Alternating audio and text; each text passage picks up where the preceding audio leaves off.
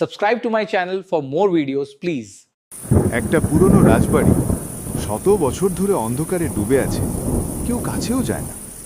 কিন্তু ঋষাদ গেছিল ইতিহাস খুঁজতে, আর ফিরল না।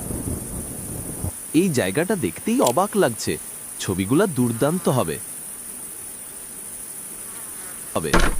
কে কে ওখানে? দরজা আপনা আপনি খুলল, এটা কিভাবে সম্ভব?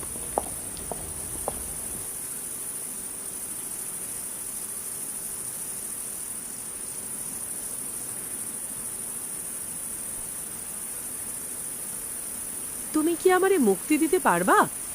আমার অপেক্ষা ছিল শুধুই তোমার জন্য।